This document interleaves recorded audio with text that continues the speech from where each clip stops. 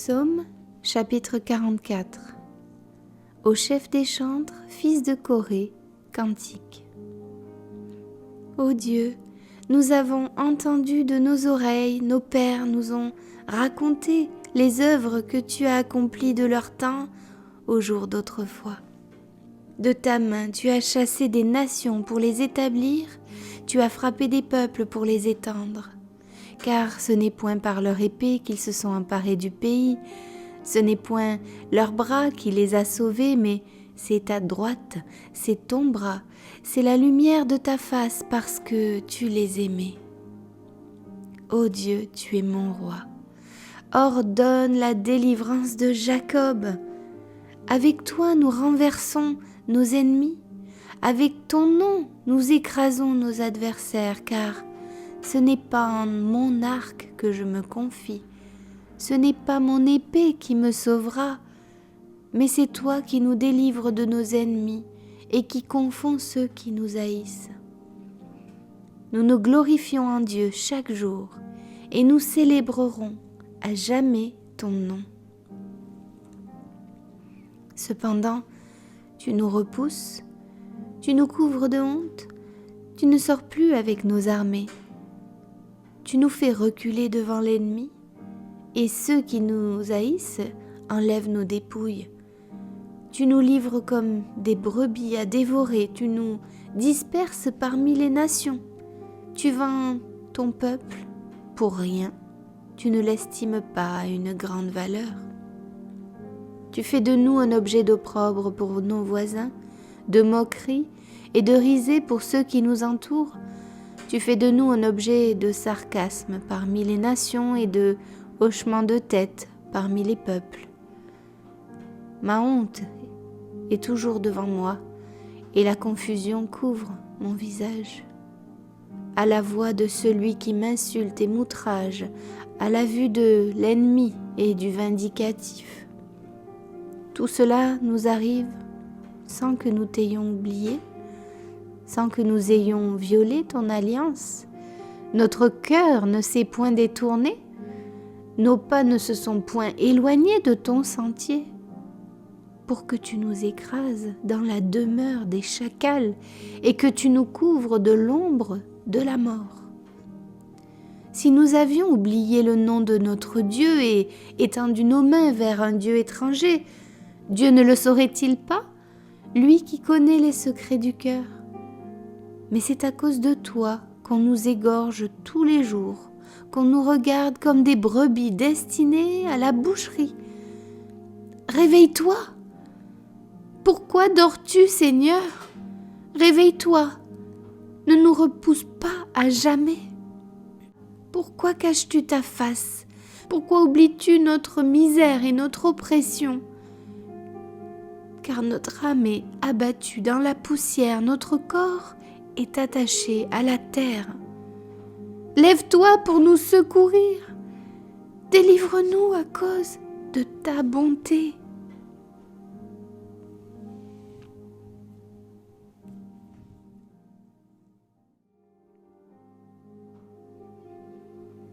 Psaume, chapitre 45.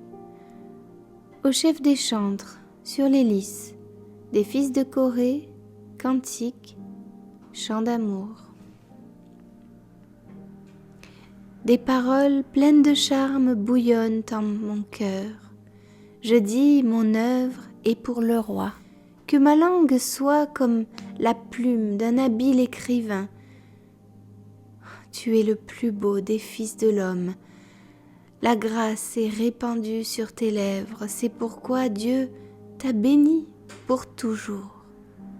Vaillant guerrier, ceins ton épée, ta parure et ta gloire, oui, ta gloire, sois vainqueur, monte sur ton char, défends la vérité, la douceur et la justice, et que ta droite se signale par de merveilleux exploits.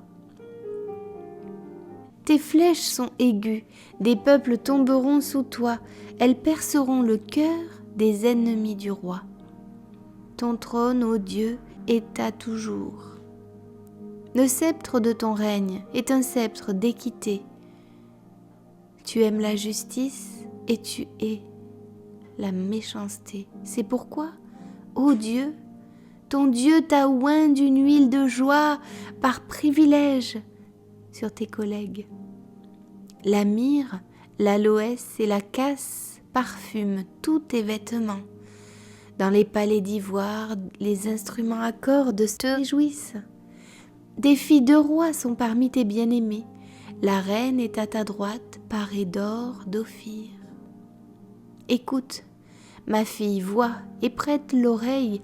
Oublie ton peuple et la maison de ton père. Le roi porte ses désirs sur ta beauté. Puisqu'il est ton Seigneur, rends-lui tes hommages. Et avec des présents, la fille de Tyr, les plus riches du peuple, rechercheront ta faveur. Toute resplendissante est la fille du roi dans l'intérieur du palais. Elle porte un vêtement tissu d'or. Elle est présentée au roi, vêtue de ses habits brodés, et suivie des jeunes filles, ses compagnes, qui sont amenées auprès de toi.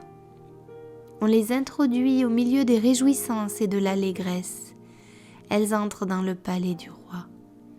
Tes enfants prendront la place de tes pères, tu les établiras princes dans tout le pays. Je rappellerai ton nom dans tous les âges. Aussi, les peuples te loueront éternellement et à jamais.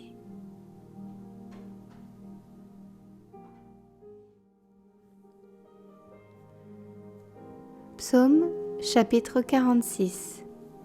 Au chef des chantres, des fils de Corée sur Alamoth, cantique. Dieu est pour nous un refuge et un appui, un secours qui ne manque jamais dans la détresse. C'est pourquoi nous sommes sans crainte quand la terre est bouleversée et que les montagnes chancellent au cœur des mers. Quand les flots de la mer mugissent, écument, se soulèvent jusqu'à faire trembler les montagnes. Il est un fleuve dont les courants réjouissent la cité de Dieu, le sanctuaire des demeures du Très-Haut. Dieu est au milieu d'elle, elle n'est point ébranlée. Dieu la secourt dès l'aube du matin. Des nations s'agitent, des royaumes s'ébranlent. Il fait entendre sa voix. La terre se fond d'épouvante. L'Éternel des armées est avec nous. Le Dieu de Jacob est pour nous une haute retraite. Venez, contemplez les œuvres de l'Éternel, les ravages qu'il a opérés sur la terre. C'est lui qui a fait cesser les combats jusqu'au bout de la terre. Il a brisé l'arc et il a rompu la lance. Il a consumé par le feu les chars de guerre. Arrêtez et sachez que je suis Dieu. Je domine sur les nations, je domine sur la terre. L'Éternel des armées est avec nous, le Dieu de Jacob, est pour nous une haute retraite.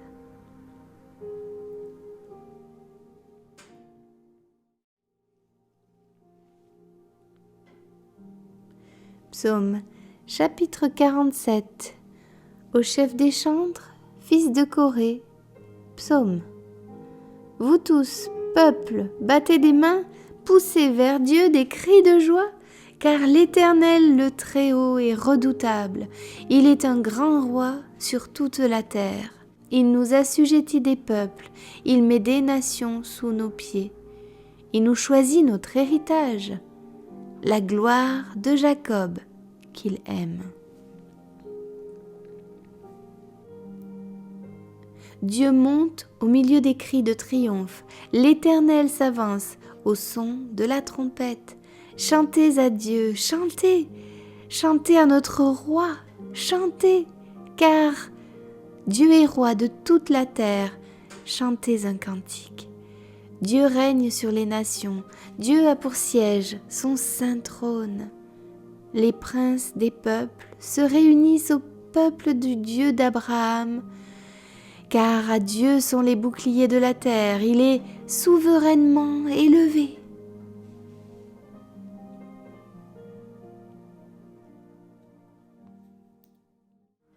Psaume, chapitre 48.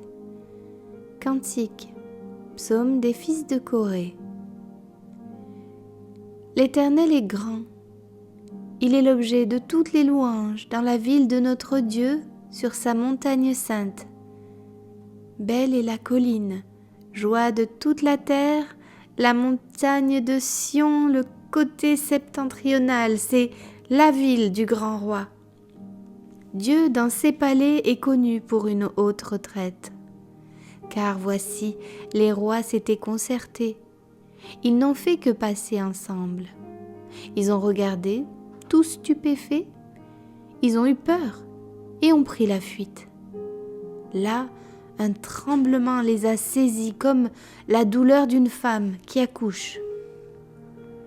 Ils ont été chassés comme par le vent d'Orient qui brise les navires de Tarsis.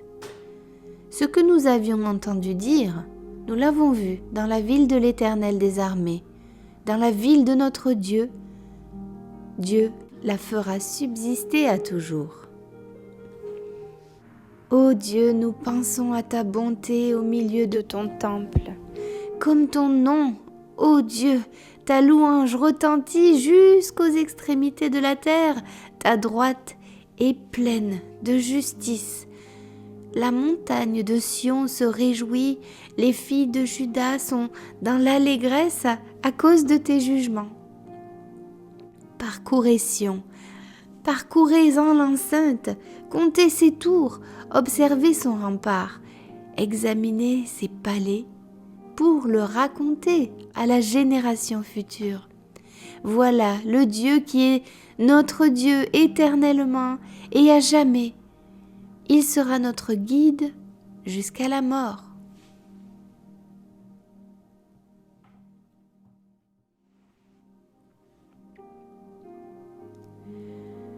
Psaume chapitre 49.